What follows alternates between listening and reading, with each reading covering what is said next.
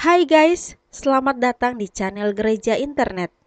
Jangan lupa klik tombol subscribe dan nyalakan lonceng pemberitahuan supaya kamu bisa mendapatkan pengajaran setiap minggunya tentang kebenaran yang alkitabiah. Klik subscribe itu nggak bayar guys. Tapi dengan klik subscribe, kalian baru saja mendukung Gereja Internet supaya terus dapat berkembang di dunia YouTube. Jangan lupa like, comment, and share ya guys. Saya tahu ini apa yang Roh Kudus inginkan buat sekalian kita, yaitu membawa saudara sampai kepada keintiman, intimacy with God, keintiman dengan Tuhan. Saya berulang-ulang mengatakan bahwa perkara rohani tidak pernah bisa diciptakan. Buah-buah rohani dalam kehidupan kita dan pelayanan kita tidak pernah bisa diproduksi dengan kekuatan manusia. Apalagi yang namanya manajemen, apalagi yang namanya otak kita. Karena Paulus sendiri berkata, put no confidence in the flesh. Janganlah menaruh kepercayaan kepada kedagingan kita. Segala perkara rohani tidak pernah bisa diciptakan, melainkan harus dilahirkan. Dan saya tidak akan segan-segan untuk mengulang dan mengulang akan pernyataan ini sampai ini masuk dalam rohmu. Saudara tidak pernah bisa memplanning seseorang untuk engkau bawa kepada Yesus kalau bukan rohnya bekerja menjamah akan orang itu. Sekali lagi saya mau katakan perkara rohani, buah rohani, segala yang ada dalam kita bersama dengan Yesus tidak pernah bisa diciptakan, tapi harus dilahirkan. Nah, untuk sampai bisa kita melahirkan perkara-perkara rohani seperti itu, Paulus berkata dalam surat Galatia, aku rela menderita sakit bersalin lagi, sampai wajah Kristus, sampai rupa Kristus nyata di dalam kamu. Dia menggambarkan dirinya sebagai seorang ibu yang melahirkan anaknya. Dia menggambarkan dirinya sebagai seorang wanita yang melahirkan anaknya. Nah, hal yang sama terjadi ketika Yesaya mengatakan yang sama. Baru saja menggeliat sakit, Sion sudah melahirkan anak-anaknya. Kalau Anda baca lebih jauh dalam kitab Yesaya yang sama, bahkan Allah sendiri mengerang, menggeliat seperti seorang wanita yang melahirkan. Nah, sekarang saya akan kembali memberikan dasar apa yang sudah saya sampaikan minggu yang lalu. Paulus berkata dia seperti seorang wanita yang sedang mengandung. Artinya ada proses di mana dia berkata, aku sedang mengandung hari ini. Nah, sebelum seorang wanita itu mengandung atau melahirkan, dia harus melewati proses di mana dikatakan dia harus mengandung terlebih dahulu. Kalau ada seorang ibu punya anak dan tidak pernah mengandung anak itu, kita berkata itu anak adopsi. Anak karena bukan kandungannya sendiri, tapi dia ambil anaknya orang lain, dia adopsi sebagai anaknya. Tapi Paulus berkata sebagai gereja, sebagai hamba Tuhan, dia sakit bersalin, dia melahirkan sampai wajah Kristus, rupa Kristus katanya, menjadi nyata di dalam kamu.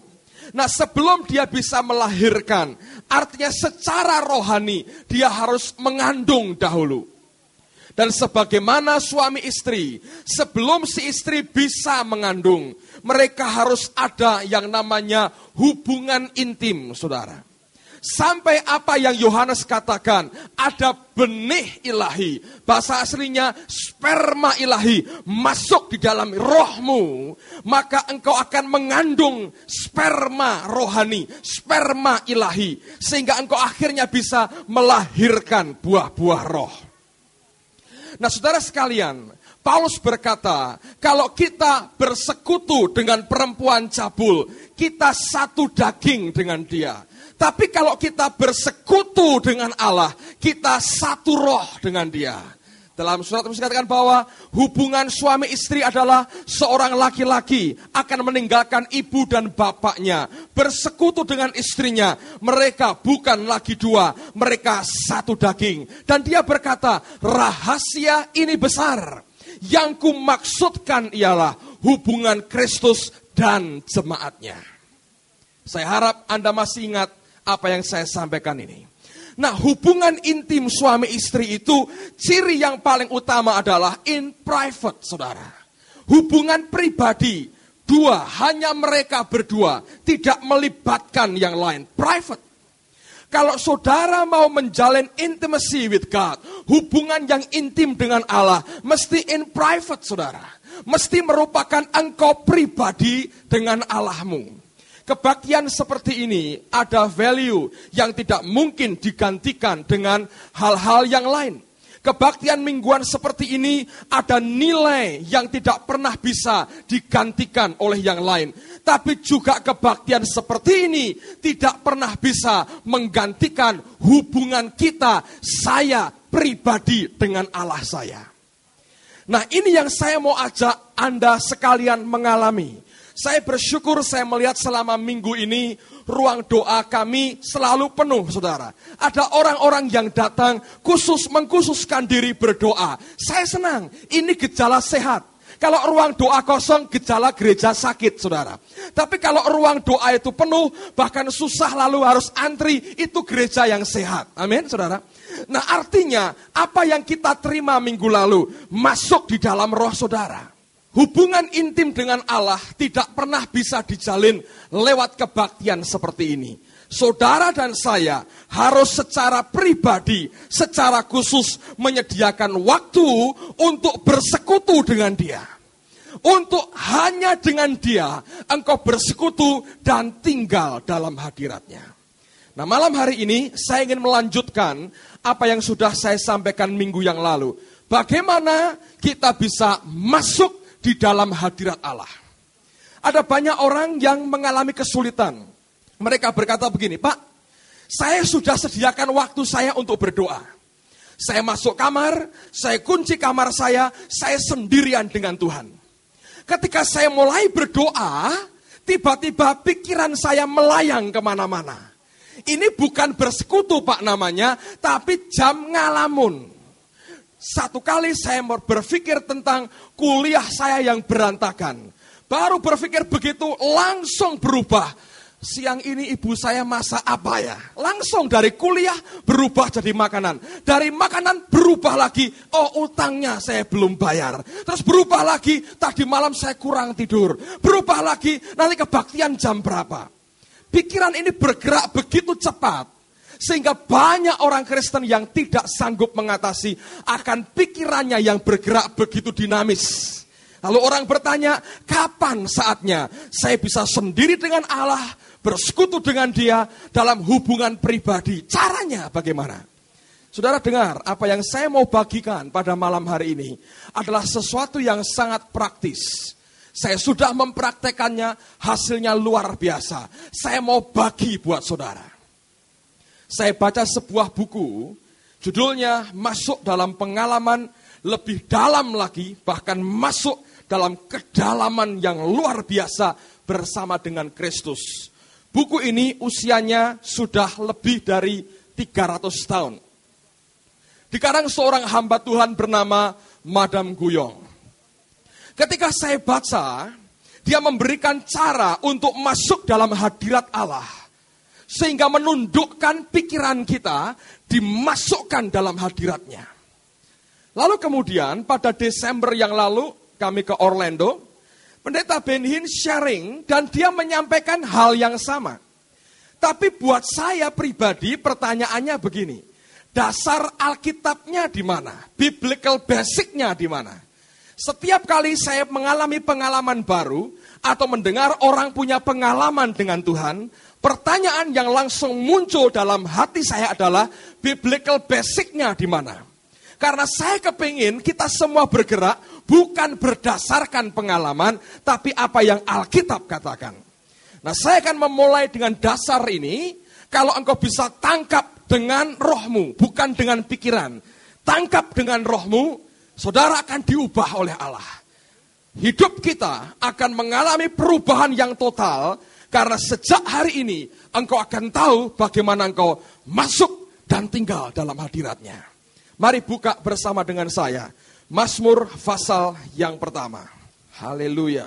Mazmur pasal yang pertama, ayat yang pertama sampai dengan ayat yang ketiga.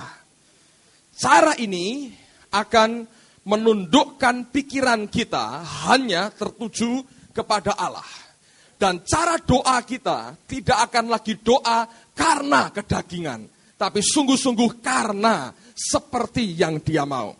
Mazmur pasal yang pertama, mulai ayat yang pertama, kedua, dan ayat yang ketiga. Saya bacakan, dengar baik-baik, ini bunyi firman Tuhan. Berbahagialah orang yang tidak berjalan menurut nasihat orang fasik, yang tidak berdiri di jalan orang berdosa, dan yang tidak duduk dalam kumpulan pencemooh. Tetapi yang kesukaannya ialah Taurat Tuhan, dan yang merenungkan Taurat itu siang dan malam. Ia seperti pohon yang ditanam di tepi aliran air, yang menghasilkan buahnya pada musimnya, dan yang tidak layu daunnya. Apa saja yang diperbuatnya berhasil. Ini ayat yang kita paling senang, terutama kalimat terakhir. Apa saja yang diperbuatnya berhasil. Nah, saya mau itu. Bagaimana Anda mau? Boleh, saudara. Itu jatah buat kita. Siapa yang tidak mau? Angkat tangan. Saya doakan gagal terus sampai mati, saudara. Gak ada orang mau. Apa saja yang diperbuatnya berhasil. Orang berkata, that's it, ini ayat saya. Ketika saya mulai bertobat terima Tuhan, saya baca, yang saya garisi cuma satu, saudara. Kalimat terakhir, apa saja yang diperbuatnya berhasil. Siapa yang Alkitabnya ada coretannya pada kalimat tadi? Angkat tangan, saudara. Jujur. Angkat tangan, yang coretannya ada pada kalimat tadi. Angkat tangan tinggi-tinggi. Sama dengan saya, saudara. Semua kita berhak untuk menerima itu. Ini coretan sudah 14 tahun. Ada apa saja yang diperbuatnya. Saya mau beritahu ini rahasianya. Dengar baik-baik. Dikatakan yang pertama, itu orang yang tidak duduk dalam kumpulan pencemooh. Memisahkan dirinya dengan dunia. Oke? Saya yakin semua kita berbuat begitu. Saudara, kalau engkau berhubungan dengan dunia, bukan artinya tidak boleh kumpul dengan yang lain, boleh. Tapi kalau sampai terlibat sosialisasi dengan dunia, begitu dekat, engkau akan hanyut. Tapi kalau engkau berhubungan, sekedar berhubungan, lalu kemudian datang dengan maksud Injil, itu luar biasa. Tapi kalau engkau menghisapkan dirimu pada orang dunia, engkau akan hilang. Nah, Alkitab berkata, untuk membuat hidupmu berhasil, dia berkata, pisahkan dirimu dengan dunia. Yang kedua, kesukaannya Taurat Tuhan. Amin. Saya percaya semua kita kesukaannya Taurat Tuhan. Coba lihat Alkitab masing-masing. Sebagian ada yang bersih, itu saudara. Bersih putih pinggirnya. Dua kemungkinan. Yang pertama, tidak pernah dibaca. Yang kedua, Anda seorang yang sangat memperhatikan hal kebersihan. Mau baca Alkitab, sterilkan dulu tangan saudara. Bukanya perlahan-lahan gitu. Biasanya kemungkinan paling besar adalah yang pertama. Gak pernah dibaca, saudara. Kalau tambah kotor, sebetulnya tambah rohani menurut saya. Kecuali Anda kemproh sedikit, jelas kotor kalau sehari 2 hari. Nah, sekarang yang pertama dikatakan, pisahkan dengan dunia. Kesukaannya Taurat, siang dan malam. Yang ketiga, ini penting, dengar baik-baik. Dan yang merenungkan Taurat itu siang dan malam. Kemarin saya tanya beberapa teman, merenungkan Taurat firman siang dan malam itu seperti apa? Siapa yang pernah merenungkan firman Tuhan siang dan malam? Coba angkat tangan tinggi-tinggi. Kalau ada saya mau tanya, merenungkan itu bagaimana? Kalau nggak ngerti, bagaimana bisa ayat 3 ini jadi bagian kita, saudara? Dengar, saya baru ngerti ayat ini, karena saya pikir sebelumnya begini. Oh, merenungkan itu saya baca, saya doa dulu, ya Tuhan tolong, padahal sebagian besar enggak gitu kan, baca gitu aja. Karena orang baca, direnung-renungkan, Yesus mengubah 5 roti, 2 ikan, jadi memberi makan 5.000 orang. Direnungkan gitu, roti bolu atau roti apa ini? Gitu ya saudara. Ikan, ini bandeng atau apa ini? Dibakar ya, kayak ikan itu, pondok idaman itu. Ini roti Denis atau roti buatan tetangga sebelah. Rotinya kayak apa? Oh, memberi makan. Terus itu kalau sisa 12 bakul tuh diapain ya? Dijual itu nanti kasnya masuk Yesus gitu. Nah, ini inti merenungkan, gitu kan saudara? Oh, direnung-renungkan gitu. Atau bagaimana? Hah? Atau ya Yesus roti gitu. Atau apa saudara? Saya nggak tahu. Saudara bagaimana merenungkan? Atau nggak tahu merenungkan gimana? Biasanya kita lewati aja ya, renungkan lah gitu. Oke, dengar saudara. Ini saya di kamar mandi saudara. Roh Kudus itu kalau bicara seringkali di tempat yang tidak pernah diduga sama sekali. Di kamar mandi tiba-tiba dia ingatkan ayat itu. Saya selesai, tidak ngurus yang lain, saya cari Alkitab saya. Saya buka semua Alkitab saya. Lalu saya baca. Apa yang dimaksudkan pemazmur dengan kata meditate, merenungkan. Dengar baik-baik. Saya punya Alkitab bagus sekali, yang di sini nggak ada orang yang punya, karena belum pesan, saudara. Spirit Filled Life Bible. Nah, saya baca. Ketika saya baca di ayat ini, dengar baik-baik. Ini lain, saudara. Kalau Anda ketemu dengan kata meditate, merenungkan pada bagian Mazmur yang lain, maka kata Ibraninya dipakai kata siyah, siyah. Tapi khusus pada Mazmur pasal pertama, ayat yang kedua tadi, dikatakan, dan yang merenungkan Taurat itu siang dan malam, pemazmur itu menggunakan kata Ibrani Hagah. Tulisannya Hagah, H-A-G-A-H, Hagah, bacanya Hagah. Nah, kata Hagah itu seperti apa? Dengar baik-baik. Begini saudara. Saudara membaca Alkitab, kalau orang Yahudi ya Taurat, lalu engkau memakai apa yang engkau baca tadi, firman yang engkau baca, sebagai doa. Engkau mengulangi dengan perkataanmu sebagai doa. Ngerti? Engkau ucapkan dengan suara yang terdengar, walaupun itu berupa bisikan, tidak keras tapi berbisik. Engkau mengulangi apa yang engkau baca, dan engkau naikkan sebagai doa. Nah, karena Mazmur pasal pertama ini mengajarkan begitu, lambat laun di antara orang Yahudi punya kebiasaan doa yang mereka sebut dengan kata davening. Davening itu begini, doa mengulang lagi ayat firman Tuhan yang dia sudah baca, dia rubah sebagai doa, bukan sebagai ayat firman Tuhan buat dia, tapi dia kembalikan kepada Allah sebagai doa dia, sambil dia mengucapkan, lalu orang Yahudi punya kebiasaan goyang begini. Nah, saya tidak mengajar mari goyang begini, tidak saudara. Saya beri keterangan ini kebiasaan yang muncul dari Mazmur pasal pertama ini. Jadi artinya mereka mengulang lagi ayat yang mereka baca sebagai doa. Dan pada waktu itu kata Hagah artinya sampai apa? Getting lost in communion with God. Sampai engkau terhilang, tenggelam penuh dalam communion, dalam hubungan intim, dalam persekutuan dengan Allahmu. Itu artinya masuk di dalam hadiratnya, saudara. Ini bukan merenungkan seperti tadi, saudara. Roti, Yesus, roti, bukan, saudara. Tapi ketika engkau baca, lalu bagaimana prakteknya? Kita sebagai gereja perjanjian baru, karena Roh Kudus sudah ada di tengah-tengah kita dan tinggal di dalam kita, gerak kita bukan logos tapi rema. Ketika engkau membaca firman, tidak seluruhnya jadi bahan doa. Ada bagian-bagian dari logos ini yang tiba-tiba dihidupkan Roh, kena di hatimu, itu yang engkau pakai sebagai bahan doa. Nah, sekarang saya mau saksi apa yang pernah saya alami. Ini yang paling mengesankan di antara beberapa pengalaman yang lain. Satu kali, saya mengalami tekanan yang begitu berat. Jangan Anda pikir pendeta tidak pernah tertekan hatinya. Oh, sering, saudara. Cuman bagaimana kita bisa segera melepaskan diri dari tekanan itu.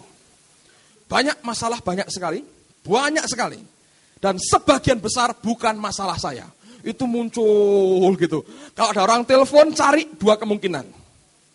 Minta suruh nyampaikan firman atau lapor ada persoalan. Belum pernah ada telepon berkata, saya ada berkat besar buat kamu. Jarang, mungkin sekali atau dua kali, saudara. Sebagian besar telepon itu minta khotbah atau ini ada berita, problem. Itu biasanya begitu. Lalu kemudian satu kali itu nekan saya, dan cukup berat, saudara, karena bertubi-tubi. Sampai akhirnya saya kehilangan hadirat Allah dalam hidup saya. Hilang. Mau doa, bingung, mau apa, bingung, gak ngerti mesti berbuat apa. Lalu ketika itu saya baca Alkitab, saya sampai pada Mazmur pasal 73. Coba buka Alkitab, saudara. Saya beri contoh apa yang saya praktekkan supaya Anda mengerti dengan jelas. Mazmur 73, mulai ayat yang ke-21 sampai 24. Saya baca dari awal, tapi begitu sampai 21, 22, 23, 24. Ini bicara keras dalam hidup saya. Sepertinya Roh Allah berkata, ini buat kamu. Lalu saya pakai ini sebagai bahan doa saya kepada Allah. Saya nggak berkata, Tuhan angkat semua bebanku, Tuhan tolong jemaat orang-orang ini punya persoalan, tolong. Tidak, saya nggak berteriak-teriak menurut apa yang saya butuhkan.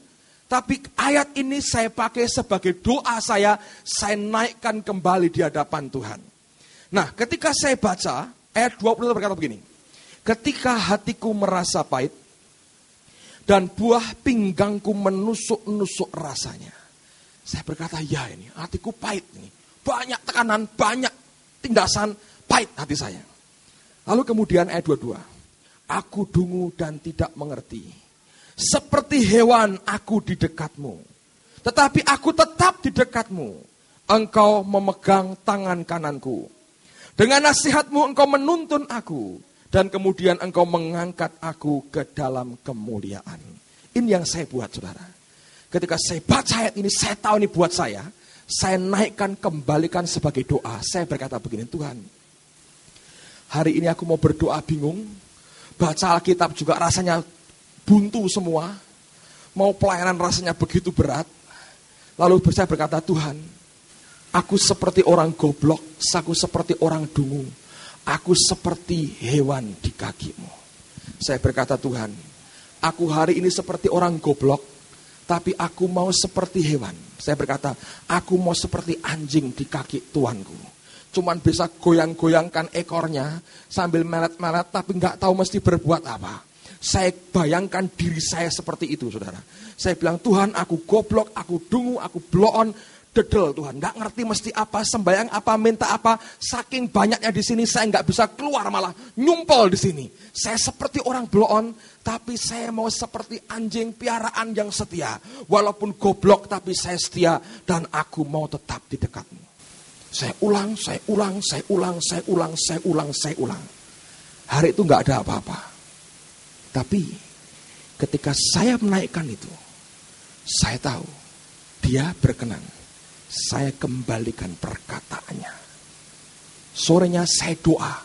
Saya ngulang lagi, Tuhan, aku bodoh, gak ngerti mesti apa, berbuat apa. Tumpul di sini, gak ngerti, mau baca Alkitab rasanya berat, mau doa berat, mau nyanyi apalagi.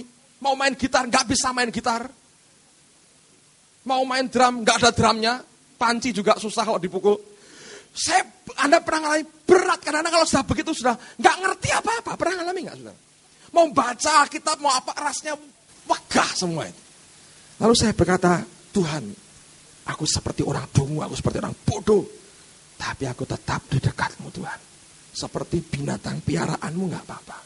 Aku tetap di dekatmu. Kira-kira sampai hari berikutnya pagi, saudara. Ketika saya naikkan lagi doa itu, Roh Kudus berkata, saya berkata, Tuhan, aku ini bodoh. Seperti anjing aja, aku mau di dekatmu, aku tetap di dekatmu. Dan Tuhan berkata kepada saya, tidak, kamu tidak bodoh. Kamu pilih yang baik. Kamu bukan seperti anjing. Kamu seperti Maria yang duduk di kaki Yesus. Menegakkan saya kembali. Dan saya rasa hadiratnya. Saya ngerti dia ada, saudara. Roh Kudus berkata, terus. Ayat berikutnya. Engkau memegang tangan kananmu. Engkau memegang tangan kananku. Saya naikkan lagi doa ini. Kekuatan baru dia beri. Dan saya merasakan dia hadir. Ayat berikutnya berkata, nasihatmu engkau menuntun aku. Ini paling lama saya naikkan. Berhari-hari hanya itu aja yang saya naikkan. Satu kalimat itu saya naikkan. Saya nggak minta apa-apa. Thy counsel guide me. Nasihatmu tuntun aku. Thy counsel guide me. Nasihatmu tuntun aku. Saya terus berdoa seperti itu. Sampai akhirnya dia beritahu apa yang harus saya kerjakan. Itu memulihkan keadaan saya. Saya ucapkan. Kembalikan ke dia. Dan hadiratnya saya rasakan. Musa, ketika dia di gunung, orang Israel buat anak lembu emas. Allah begitu murka, dia berkata, Musa, lupakan Abraham, lupakan Ishak, lupakan Yakub. Aku mau binasakan mereka semua, aku buat generasi baru dari keturunanmu. Saudara tahu bagaimana cara Musa melunakkan hati Tuhan? Dia berkata, Tuhan, bukankah engkau telah berfirman kepada Abraham, Ishak dan Yakub? Diingatkan janji Allah, ucapannya dia sendiri kepada Abraham, Ishak dan Yakub. Lalu kita bertanya, kapan Pak kita berdoa untuk kebutuhan sendiri? Tidak perlu, saudara. Begitu engkau ngerti ini yang Roh Kudus mau engkau naikkan sebagai doa, nanti tergenapi, cari dulu kerajaan Allah dan kebenarannya. Maka semuanya ditambahkan kepadamu. Akibatnya pikiran tidak melayang kemana-mana. Karena engkau harus mengucapkan ini. Dan doamu doa yang berkenan di hadapan Bapa di surga. Karena itu perkataannya. Roh Kudus yang menginstruksikan dalam kehidupan kita. Renungkan siang dan malam. Lalu ayat 3 akan terjadi. Apa saja yang diperbuatnya berhasil. Itu cara yang paling simpel untuk engkau bisa masuk dalam hadiratnya. Kalau engkau makin tambah kenal dengan dia, engkau tambah sensitif dengan dia. Begitu engkau masuk kamarmu langsung engkau berkata, Holy Spirit, dia ada, saudara. Dan engkau tahu persis dia hadir, masuk dalam hadiratnya. Amin, saudara. Kalau sudah masuk dalam hadiratnya, apa yang harus kita kerjakan? Sekarang buka. Pengkhotbah pasal yang pasal yang ke-8. Kitab Pengkhotbah pasal yang ke-8. Ayat yang ketiga. Ini yang tidak banyak orang Kristen tahu. Tapi saya mau bagikan buat saudara.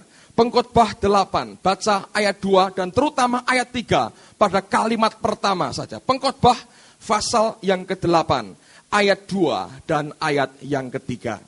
Pengkhotbah 8, ayat 2 dan ayat yang ketiga. Patuhilah perintah raja demi sumpahmu kepada Allah. Lalu perhatikan pada kalimat berikut ini. Janganlah tergesa-gesa pergi dari hadapannya. Amin. Janganlah tergesa-gesa pergi dari hadapannya. Do not be in hurry to go out from his presence. Jangan tergesa-gesa keluar dari hadiratnya. Siapa raja kita, saudara? Yesus. Kalau engkau masuk dalam hadiratnya, engkau ketemu dia dalam doamu pribadi dengan dia. Jangan tergesa-gesa keluar dari hadiratnya. Nah, orang Kristen paling tidak tahan duduk diam nunggu Tuhan, saudara. Hari ini semua serba instan. Kita pengen buat semua instan, saudara. Ada orang Kristen kurang ajar. Dia belanja sebulan sekali. Dia borong semua bahan makanan. Dia masukkan di almari es di kulkas. Dia simpan, masukkan.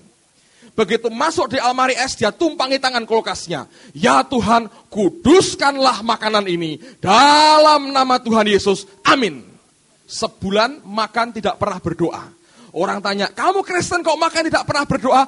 Oh, ketika masih jadi bahan mentah, saya sudah berkata, kuduskanlah makanan ini. Amin. Selesai, ngirit sembayang katanya. Sebulan sekali cukup. Ini kurang ajar, saudara, ngerti saudara? Kalau kita berdoa, oh Tuhan, Aku datang kepadamu. Tuhan bilang, ya sudah tahu. Apa yang kau minta? Tuhan, aku serahkan seluruh persoalanku dalam tanganmu. Amin, engkau maha tahu. Gua pergi, bye, katanya saudaraku. Ini kurang ajar, saudara. Do not be in a hurry to go out from his presence. Jangan cepat-cepat keluar meninggalkan hadiratnya. Kalau engkau menghadap Raja. Anak-anak Tuhan mesti belajar tinggal dalam hadiratnya. Kita hadir bukan cuma permintaan. Tapi belajar masuk, tinggal, menikmati hadiratnya. Nanti engkau mengerti betapa hebat Allah kerja dalam kehidupan saudara. Saudara, ada contoh bagus yang Tuhan tunjukkan. Coba buka Lukas pasal yang ke-10. Lukas pasal yang ke-10. Ayat yang ke-38 sampai dengan ayat yang ke-42. Lukas pasal 10 ayat 38 sampai dengan ayat yang ke-42. Ini cerita yang sangat terkenal, Marta dan Maria. Tapi saya mau tunjukkan ada satu hal yang mungkin belum ada seorang pun yang mengerti akan hal ini. Lukas pasal 10 ayat 38 mulai. Judulnya Maria dan Marta. Ketika Yesus dan murid-muridnya dalam perjalanan, tibalah ia di sebuah kampung. Seorang perempuan yang bernama Marta menerima dia di rumahnya. Perempuan itu mempunyai seorang saudara yang bernama Maria. Maria ini duduk dekat kaki Tuhan dan terus mendengarkan perkataannya. Sedang Marta sibuk sekali melayani. Ia mendekati Yesus dan berkata, Tuhan, tidakkah engkau peduli bahwa saudaraku membiarkan aku melayani seorang diri? Suruhlah dia membantu aku. Tetapi Tuhan menjawabnya, Marta, Marta, engkau khawatir dan menyusahkan diri dengan banyak perkara. Tetapi hanya satu saja yang perlu.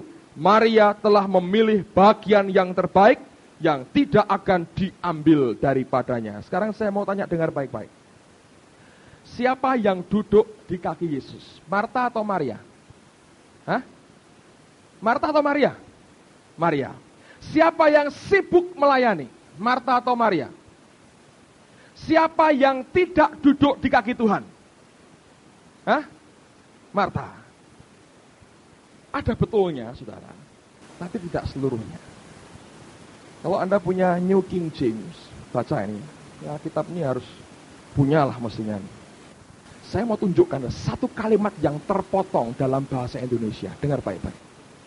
Pada ayat yang ke-39 dikatakan begini. Perempuan itu mempunyai seorang saudara yang bernama Maria. Titik, saudara. New King James memberi tambahan sebetulnya. Kalimatnya berbunyi begini. And she had a sister called Mary. Ia punya saudara yang bernama Maria. Terus ada sambungannya. Who also sat at Jesus' feet and heard his word. Marta punya saudara yang bernama Maria yang juga duduk di kaki Yesus dan mendengar akan perkataannya. Marta punya saudara namanya Maria yang juga duduk di kaki Yesus. Berarti Marta duduk nggak? Duduk nggak? Duduk, saudara.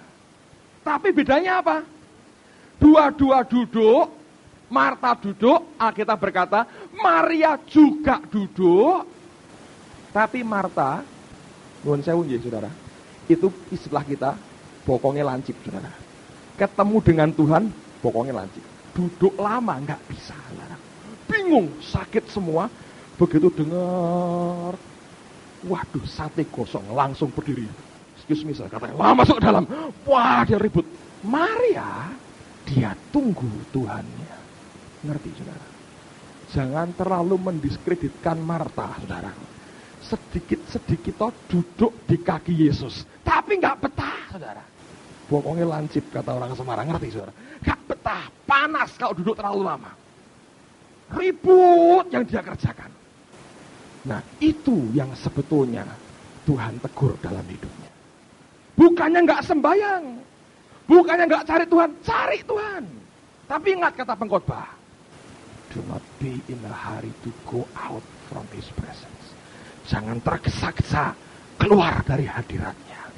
Biasakan bersekutu dengan Dia. Itu yang namanya intimacy with God.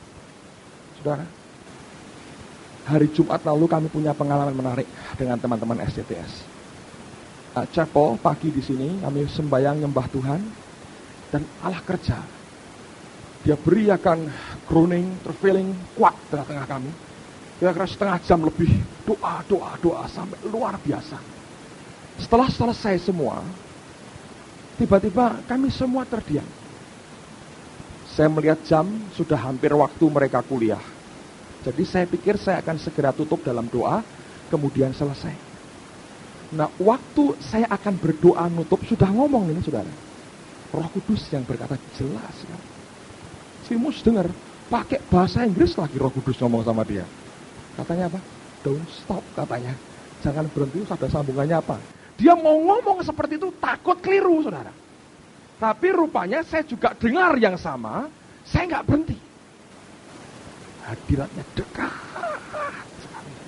Gitu. Dalam dekapan hadiratnya, saya sering rasakan kuat. Ada keintiman dengan Dia. Dengar saudara. Tolong jaga ini anak-anakku, aku pergi sebentar. Tolong jaga anak-anakku. Dijaga.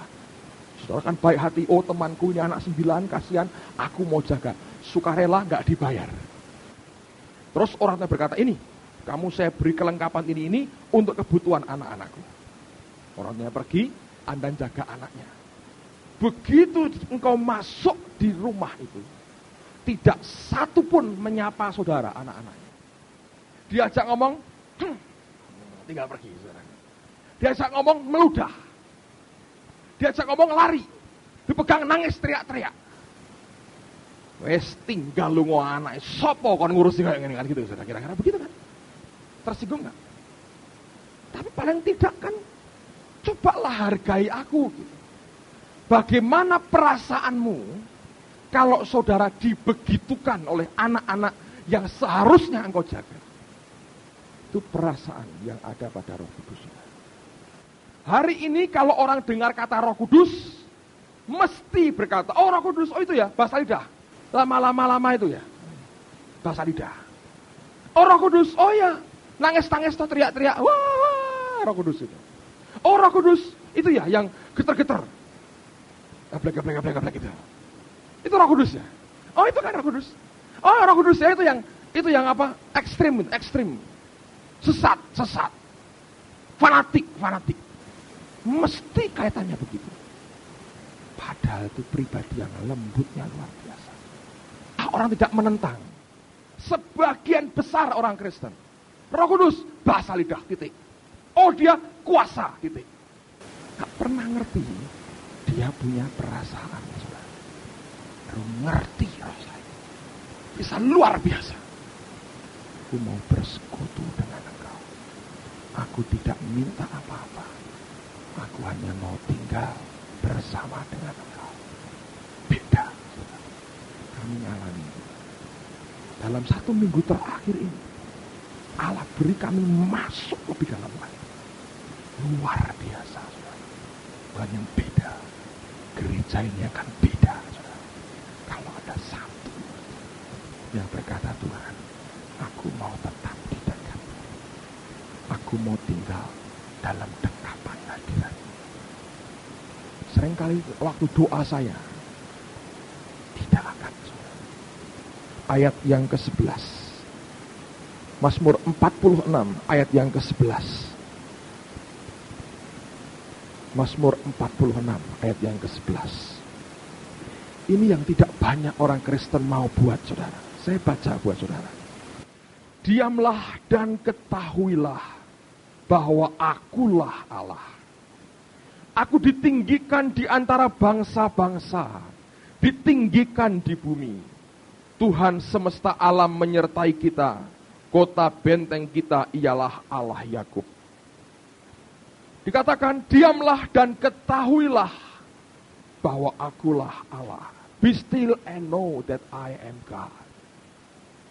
Berhenti bergulat, cease striving. Be still, diam, tenang. Dan kamu akan tahu, aku Tuhan. Selama doa kita doa orang bergulat terus, engkau tidak pernah akan kenal dia, saudara. Ketika Yesus berjalan di atas air, dan murid-muridnya menyangka dia hantu, mereka teriak-teriak. Yesus berkata, diamlah, aku ini, jangan takut. Dia nggak berkata, ini aku, kamu diam, tidak. Dia berkata, diam, aku ini, jangan takut. Petrus berkata, kita mesti menguasai diri kita, supaya kita dapat berdoa. Jadi tenang, kuasai diri, lalu kita bisa berdoa. Cease striving. Hentikan pergulatan, pergumulan hidupmu sendiri. Belajar tinggal dalam hadiratnya. Diam. Jangan tergesa-gesa keluar dari hadiratnya. Dia begitu real, saudara. Nyata sekali. Dekat dengan kita. Tapi kita tolak dia. Kita bergulat dengan kemampuan kita sendiri. Tadi sore jam 4:30 kami mengalami hal yang luar biasa. Sejak Kamis yang lalu, Tuhan mencurahkan roh groaning and travailing, mengerang dan seperti orang sakit bersalin. Luar biasa. Dan rupanya Kamis itu roh mengerang yang dilahirkan. Malamnya diimpartasi, Jumat pagi, Jumat sore hal yang sama terjadi. Lalu kemudian kemarin kami ngalami lagi. Tuhan bawa kami lebih jauh lagi. Tadi sore kami doa sama-sama, 3:30, 4:04 kami mulai. Selama 3/4 jam, tidak terjadi apa-apa. Kami tunggu dan tidak terjadi apa-apa. Diperiksa diri, nggak ngerti. Seperti ada sesuatu yang dia mau beri, tapi kita nggak sanggup terima, saudara. Dengan beberapa pengalaman sebelumnya dicoba, tidak jalan. Lalu kami break sebentar, kira-kira 4:30. Saling tanya, ini kenapa? Dan beberapa berkata, nggak ngerti kenapa. Lalu istri saya cerita, dari sejak pagi ada beban yang mau Tuhan beri tapi belum bisa masuk. Lalu kemudian Roh Kudus berkata kepada saya, pemberianku itu anugerah, tidak bisa dimetodekan dan tidak bisa diupayakan, menyerah. Terus kami berdoa, Tuhan nggak tahan, saudara, luar biasa. Selama 10 menit terjadi. 4 jam kami coba bergumul, tidak ada hasil. Satu kalimat diucapkan, keluar dari hati, ini anugerah, bukan kemampuan. Kami nyerah, Tuhan. Jangan ngerti, beban itu lepas. Holy laughter, ketawa-ketawa sama saudara. Yesaya pasal yang ke-30. Kitab Nabi Yesaya pasal yang ke-30. Saudara Trofimus men-sharingkan ayat ini pada hari Jumat yang lalu. Saya membaca dan saya diberkati. Saya yakin ini merupakan apa yang Tuhan juga mau berikan buat kita.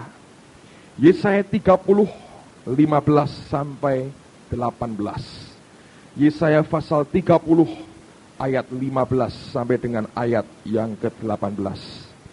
Sebab beginilah firman Tuhan Allah yang Maha Kudus, Allah Israel. Dengan bertobat dan tinggal diam, rest, kamu akan diselamatkan. Dalam tinggal tenang dan percaya, in quietness and trust, terletak kekuatanmu, is your strength. Tetapi kamu enggan. Kamu berkata, bukan, kami mau naik kuda dan lari cepat. Maka kamu akan lari dan lenyap. Katamu pula, kami mau mengendarai kuda tangkas, maka para pengejarmu akan lebih tangkas lagi. 1000 orang akan lari melihat ancaman 1 orang. Terhadap ancaman 5 orang kamu akan lari sampai kamu ditinggalkan. Seperti tonggak isyarat di atas puncak gunung, dan seperti panji-panji di atas bukit. 16. Sebab itu Tuhan menanti-nantikan saatnya hendak menunjukkan kasih-Nya kepada kamu. Sebab itu Ia bangkit hendak menyayangi kamu. Sebab Tuhan adalah Allah yang adil. Berbahagialah semua orang yang menanti-nantikan Dia. Amin. Tuhan berkata, bertobat dan tinggal tenang. Keselamatan datang. Dalam ketenangan dan percaya, in quietness and trust, itu adalah kekuatanmu, is your strength. Gampang kan? Tenang, percaya, kau kuat. Bertobat, diam, engkau selamat. Tapi Alkitab berkata, tapi engkau enggan. Oh, enggak bisa. Pekerjaan Tuhan kok tenang-tenang. Sembayang-sembayang tok. Diam berdiam diri, tidak pernah bisa. Mesti diatur caranya begini. Naik kuda, saudara. Alkitab berkata, engkau akan lenyap. Baik, ganti kuda tangkas. Pengejarmu lebih cepat, kata Tuhan. Mau apa? Hukum Tuhan begitu. Semua karena anugerahnya. Doa ketika engkau masuk dalam hadiratnya, membuat engkau punya gaya hidup seperti yang Tuhan mau. Gaya hidup orang yang nyerah di hadapannya. Bukan karena pergumulan kita. Bukan karena kehebatan kita. Bukan karena otot kita. Bukan karena kepandaian kita. Begitu engkau masuk dalam hadiratnya, engkau tahu engkau tidak ada artinya apa-apa. Nyerah kepadanya. In quietness and trust is your strength. Dalam ketenangan dan percaya terletak kekuatanmu. Saudara, yang tidak ambil bagian dalam hal ini, dia pribadi yang seringkali kesepian, saudara. Membuka hidup dan waktunya untuk bersekutu dengan Dia, yang tidak peduli dengan Dia. Something but someone, saudara. Dia punya perasaan, dia punya kehendak, dan dia mau bagikan itu buat kita. Amin, saudara. Ayo tundukkan kepala, kita berdoa sama-sama.